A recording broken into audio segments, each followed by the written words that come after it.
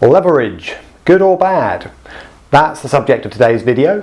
What we're going to do is, in the context of hedge funds deleveraging, which sounds like a bad thing, we're going to take a look at what leverage actually is, how people get into debt, the other word for leverage being gearing or indebtedness, and how investors can use that to their advantage. We'll take a look at property, we'll take a look at investment trusts, a favourite of Money Week, and we'll take a quick look at a spread bet on gold. So, three areas where leverage can work to your advantage, but be warned. The idea of hedge funds deleveraging, that's panicking and selling assets and trying to pay off debt, suggests that it can all backfire too. So, let's call it three ways that leverage can boost or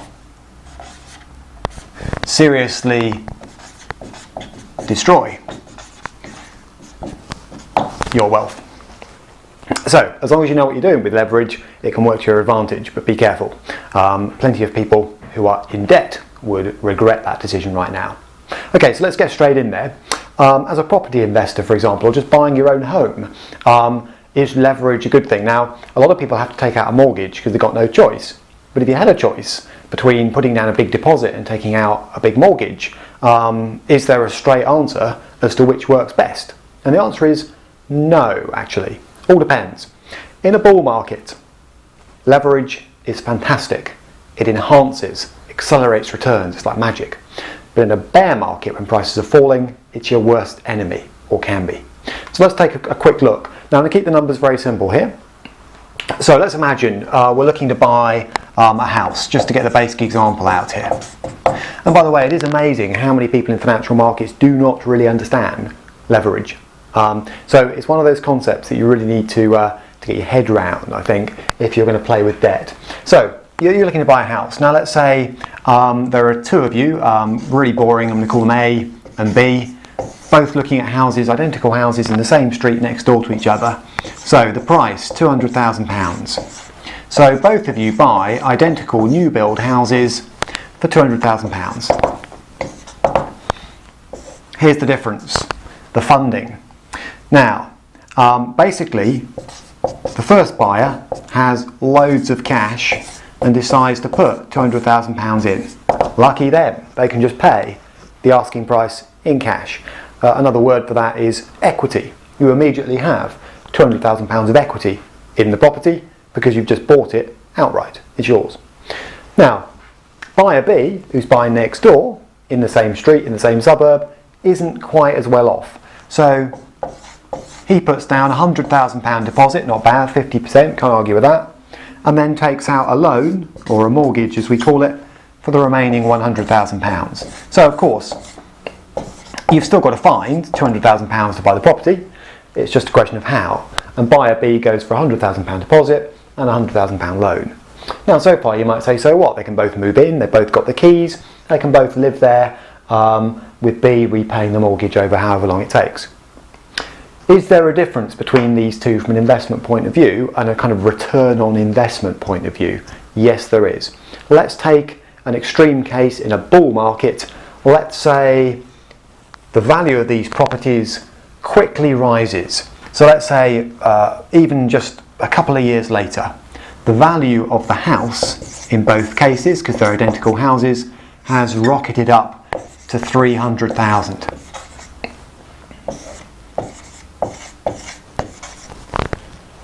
Now imagine, ignoring transaction costs, estate agents and all that kind of malarkey for this example, now imagine both sellers, or both buyers, decide to sell. They can't stand living next door to each other, so they both dump their properties at the same time. Now, over here, you pay £200,000 for a house, you're selling it for £300,000. Easy maths. Basically, you have made yourself a profit of £100,000. So, over here, nice little profit of £100,000 ignoring transaction costs. In other words, you've turned £200,000 that was invested in a house into £300,000 by selling it. Over here, what's the situation? House is worth £300,000, so let's sell it.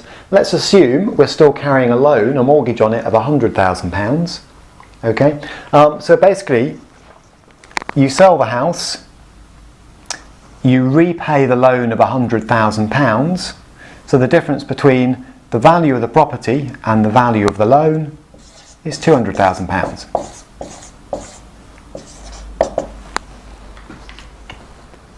Now, point is this. Over here, this is the better strategy. This is leveraged investing in property, and the result is this. Having put £100,000 in, you're taking £200,000 out. Over here, having put £200,000 in, you're taking £300,000 out. And in percentage profit terms, this is the better return on investment. Turning 100,000 into 200,000, or doubling your money, is better than adding 100,000 to 200,000, or adding 50%. And that's purely a function of leverage or debt. So mortgages can actually increase the rate at which you make money in a bull market. And you might be thinking, well, in that case, the next time I buy a house, I'll gear myself up to the eyeballs. I'll go for a 95% mortgage. Two problems with that. Number one, you probably can't get one because the banks aren't lending like that at the moment. But more fundamentally, even if they were, you wouldn't want to do it. And that's because, in reverse, leverage is a nightmare. Okay, what do I mean by that? Well, let's just maybe skip back quickly to these numbers. And let's say the original property, rather than going up in value, plummets. Okay, so we'll keep the facts as they were at the start of the example. So what do I mean by that? What I mean is we started off with a £200,000 house, funded 100% with cash here and 50% with debt over here. But now let's imagine that a year later the price of the property hasn't increased, it's dropped. Let's imagine we're in a bear market. Well, we don't have to imagine that, we are in the UK. Let's imagine that the value of the house you're living in plummets to £100,000. And right now, this is the more likely scenario, you might say. Okay, so you've really had a nightmare. These buyers have bought in the wrong suburb and basically prices have collapsed and they hate each other, so they still want to sell. All right, now try selling now, assuming you can find anyone to buy the house. Okay, basically position is this. Buyer A sells the house for £100,000. That unfortunately has wiped out 50% of the cash they had in the property. Because don't remember, they owned the whole property, so they'll get the selling price back in cash. That's still half what they put in. That's like if you buy an asset for 200, goes down to 100, you lose half your money. Over here, that's bad, but over here, basically, poor old buyer B's got a much bigger problem. Sell the house for 100,000. You've got to pay the mortgage off. All right, you can't just leave the bank loan outstanding for 100 grand. Clearing the loan reduces this to zero.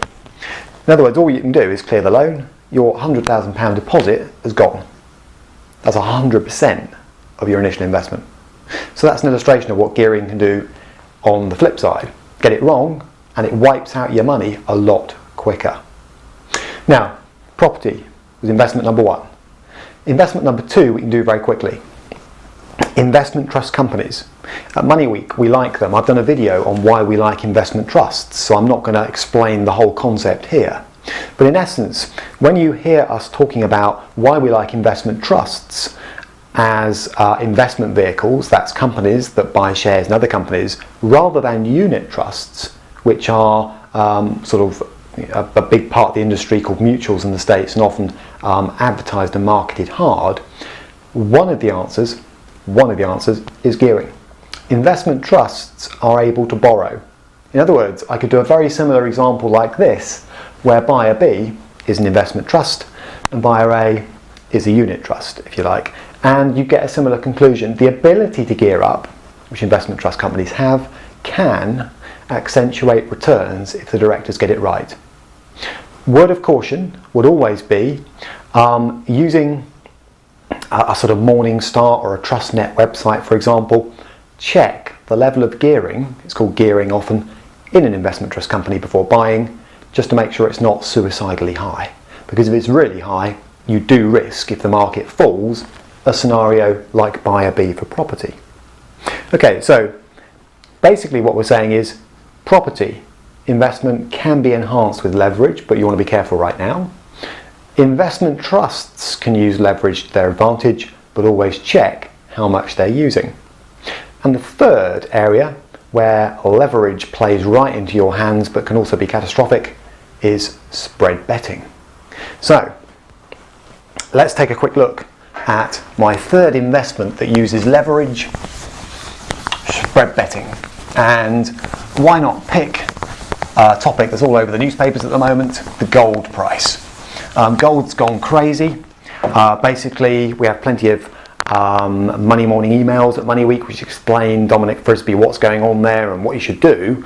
But one option would be a spread bet. I'm just going to use that to illustrate leverage. That's all I'm going to do this morning. I'm not going to say buy or sell, just how the leverage side of things would work. Okay, so a gold spread bet might look something like this as my third investment.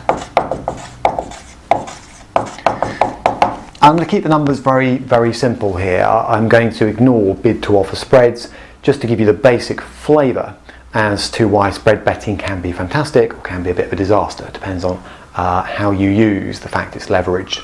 Leverage being you get a lot of bang for your buck. That's what it really means. So take a very quick example.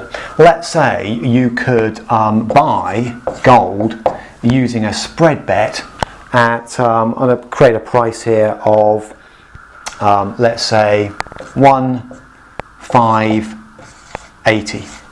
Now the gold price recently broke $1,600 per ounce, it's just over £1,000. So let's say the spread bet price you're being offered is 1,580. So you open a spread betting position, $1,580.